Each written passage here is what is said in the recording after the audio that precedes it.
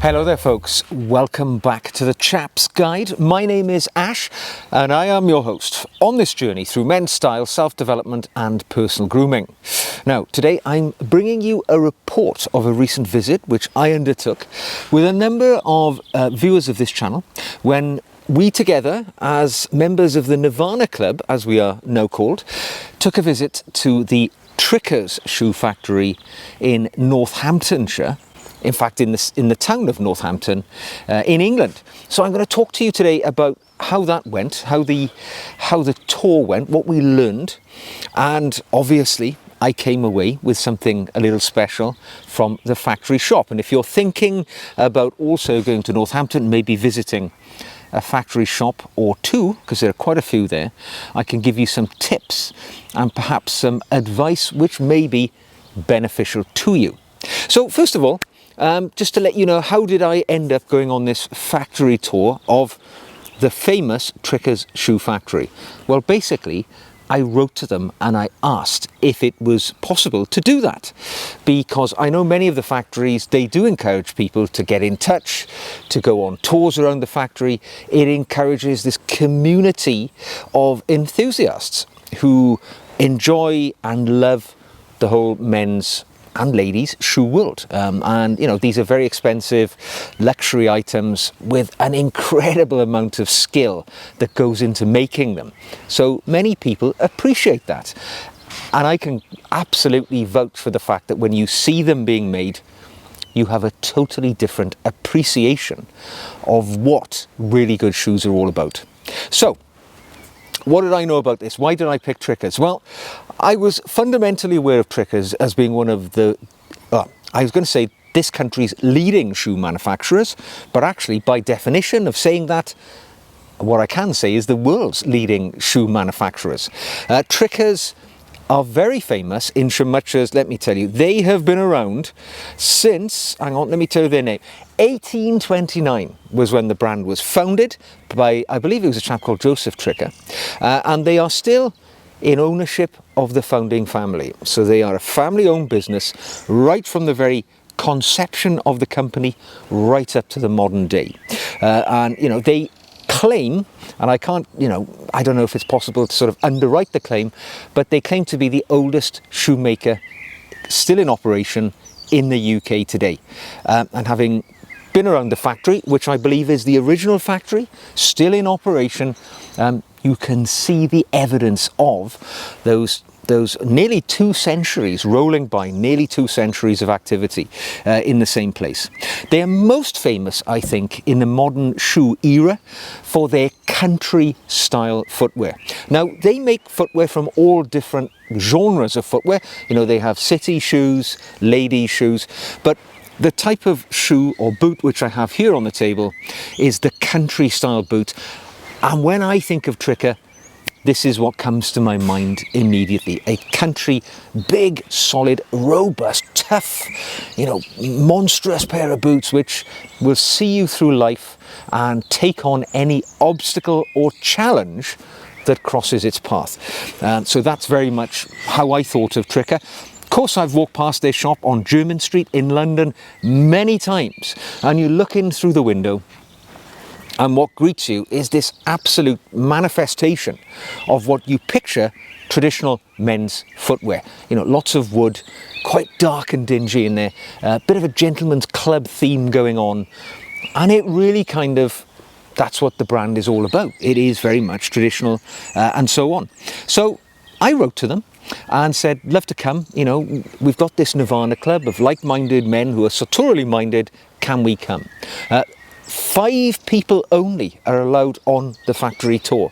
So we decided to go down, pick the 4 other folks, and we all met up in the car park of Trickers factory. Very excited, we all were too. Chaps from all around the country. There was some fellows from London, from the south, southwest myself, from the mid part of the country as well. So we'd all made our journeys together and we met up at Tricker's factory. Now the factory itself is quite an old looking factory. It's in a bizarre location. It's in a sort of street. There are houses on either side and other areas, and you look at the place and think to yourself, wow, what a funny place to put a factory, quite close to the town centre as well. You'd never choose to site it there if you were going to put a modern manufacturing factory there. Very limited car parking. However, it's been there all of these years, and it wears all of those years in its physical appearance. You know, it's still the same factory that it was all those years ago. There's a factory shop there as well, which is where we went in, and that's quite an interesting thing. If you want to visit the Tricker's factory shop, there's just a door with a sign, factory shop. You knock on the door, or you ring the phone if nobody's behind the door, and they'll come and let you in, and there's a small little room where you can avail yourself of some exceptional bargains, but more of that in a moment. So one of the things which Tricker's is most proud of, and you'll see it on their advertising, is the fact they have a royal warrant. Now they've held that since 1989, and it was issued at the time by the Prince of Wales. So we hope, of course, or they hope very much, that our new king, obviously, who was the Prince of Wales then, will renew their warrant. And they told us that it's under consideration with all of the other royal warrants at this moment in time. So they're all, fingers crossed for Tricker's, and I very much hope they get the nod. So when we walked into the factory, we were greeted by the factory manager, a gentleman called Scott, and I have to say, you know, his enthusiasm and love of shoemaking was coming off the man in tangible waves. He was absolutely the right guy to give us the tour. What a sort of beacon of knowledge and a wonderful advertisement really for high-end luxury shoemaking. He took us around the factory. He'd worked there for 28 years. His father had worked in the factory before him. You know, kind of the family tradition. Started there, I think he said, when he was, you know, like quite a young man, a teenager, 16 or so, and still there to this day, 28 years later. He told us about the shoemaking process. So it's important to know that, you know, the difference between a good shoe and an elite shoe. These shoes, these boots that I have here today, like all Tricker's shoes, they have something like 250 individual manufacturing steps in their production process. And this will take upwards of 12 weeks in the actual production. Now the factory is 3 stories high, and there are 7 individual manufacturing rooms within the factory where certain elements of the production takes place. So we started on the very top of the factory, climbing up the small little rickety stairs which have been there, you know, nearly 2 centuries. We get to the top floor, and it is very much not like a modern factory with everything is clinically clean and, you know, everything's in its place, minimalism. No, it's an old-fashioned factory with wooden floorboards, with, you know, old machinery standing side by side with modern machinery. Lots of noise, lots of smells, people beavering away at their individual activities. Now the first room that we came to was the leather room, and that's where Scott introduced us to a whole sort of library of leather, which is stored there in preparation for the manufacturing processes. And you know, we were privileged to look at some leather being sized up for preparation to going into the production of shoes. Interesting leathers there, lots of colours, lots of different qualities.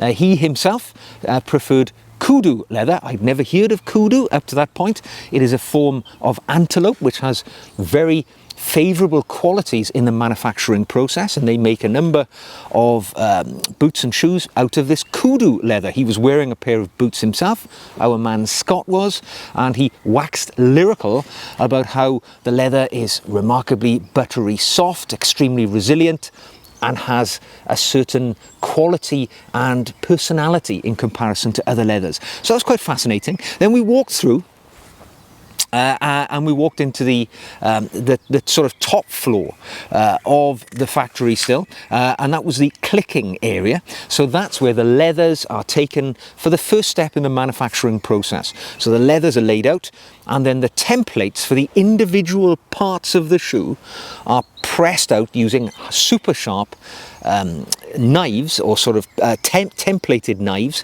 which punch out certain elements of the shoe, like the front of the shoe, the apron, you know, the hindquarters, whatever these individual parts are. In essence, what you end up with is a sort of jigsaw of leather which is put together at a later phase. And this is the clicking room. When you get to the sort of bespoke and higher level, which also takes place in the Trickers factory, they're individually cut out. But in the sort of more mass production, as these boots here would be, you know, they're punched out, and then all these little pieces of leather are gathered together in their shoe jigsaw and passed along to the next phase.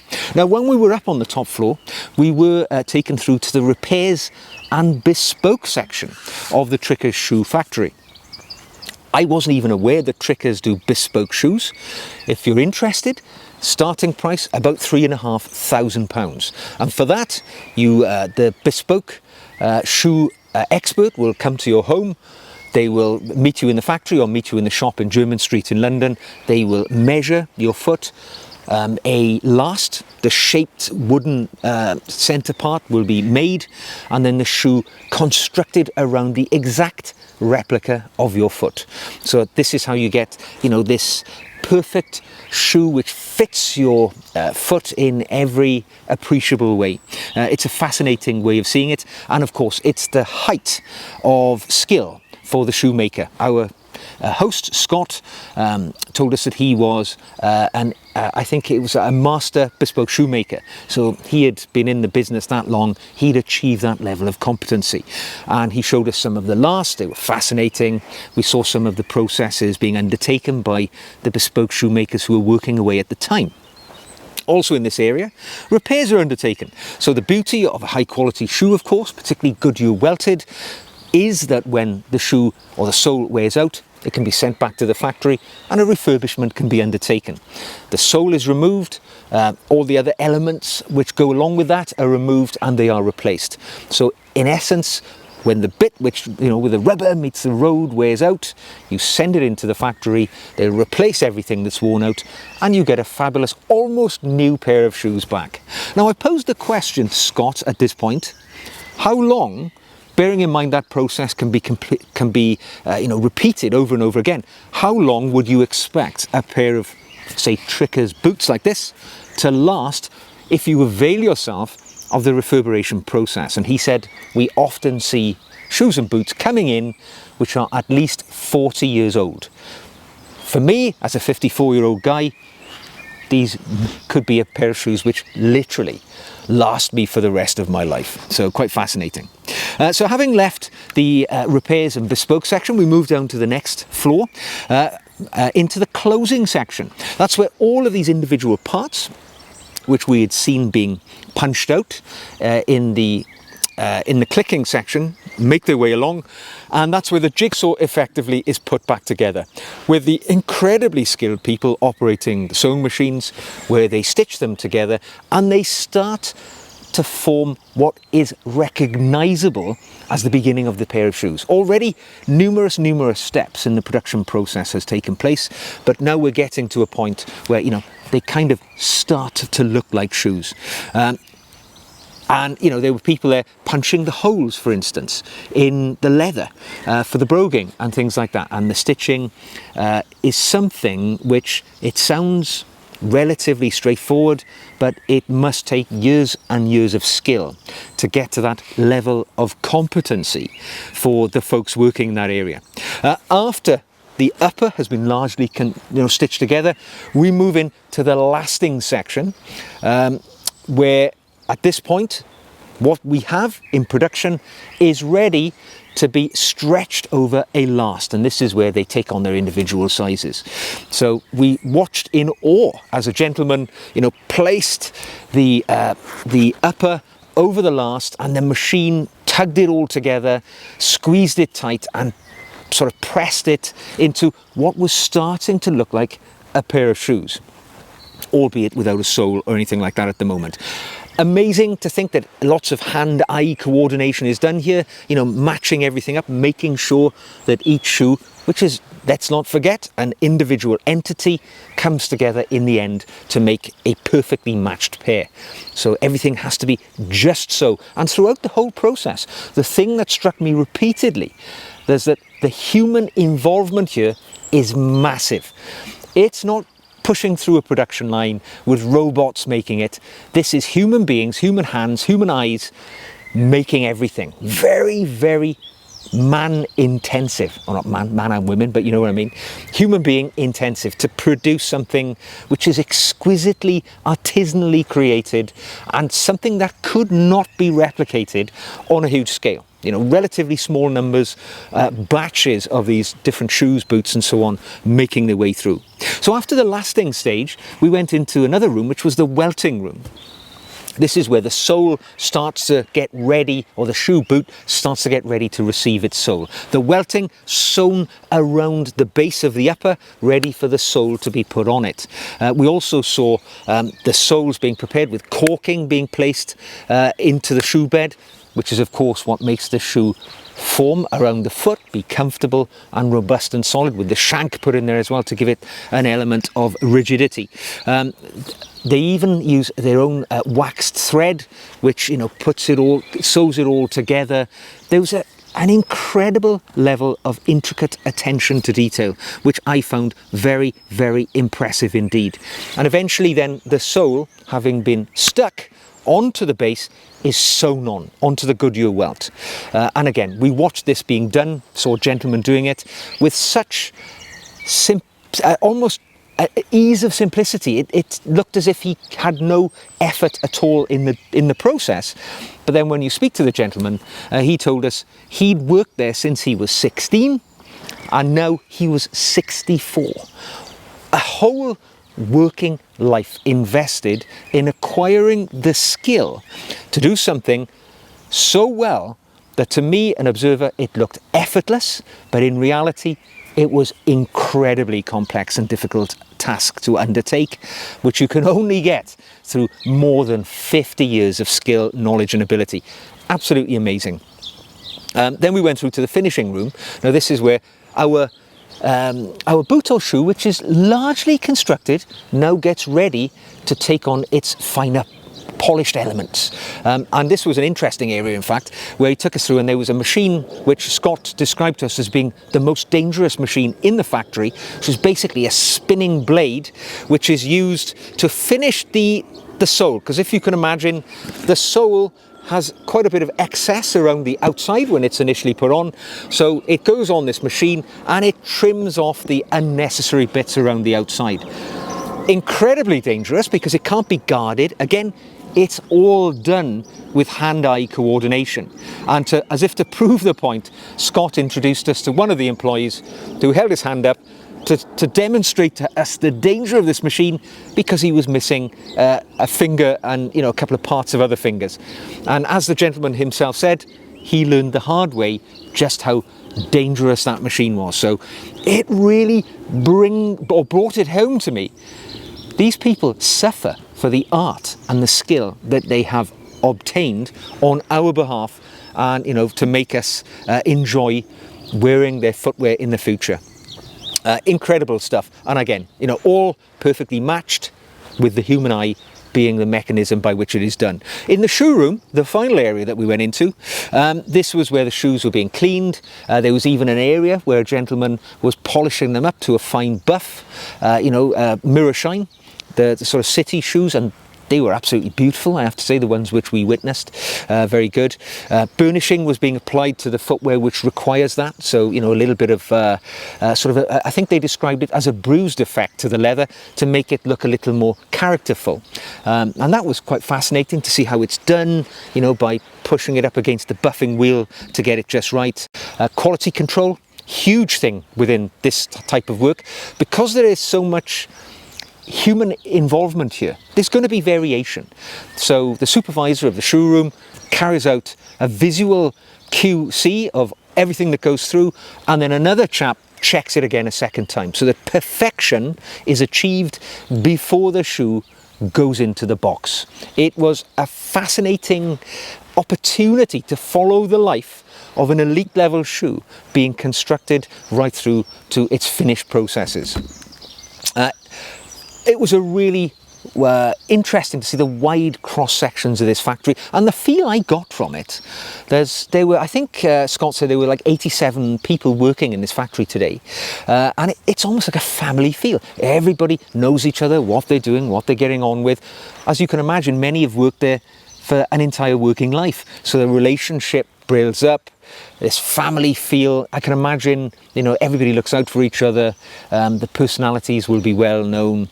It was the people we talked to as well, even though they were doing what you might think, they're constantly making the same piece of a shoe every day. There was a passion there. Scott explained that the people move around into different parts of the production process to keep their interests up, their skill level up. So if somebody is away, you can step in, fill in the place if there's an absence.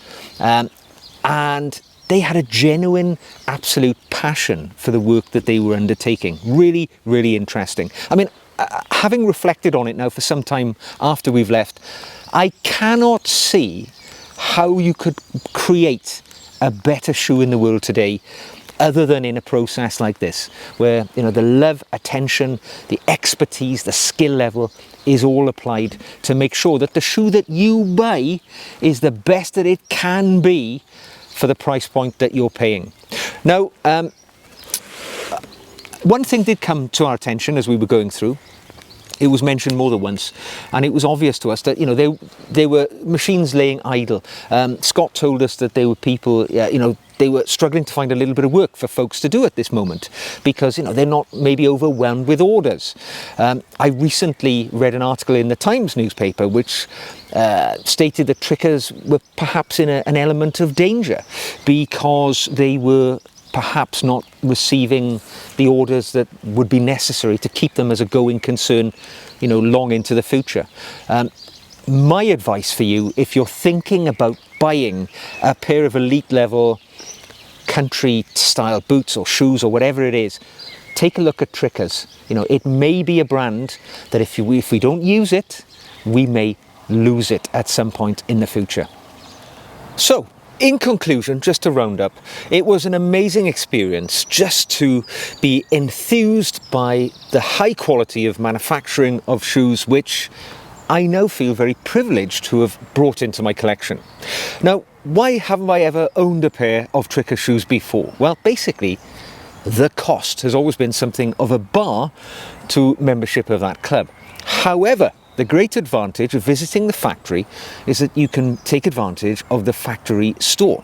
And actually, I went on the tour not imagining that I would buy a pair of shoes or boots because I really didn't have that sort of money to spend that I thought it would cost to join the Trickers Club. However, having looked at the factory store, I went away, stayed overnight in my hotel in Northampton.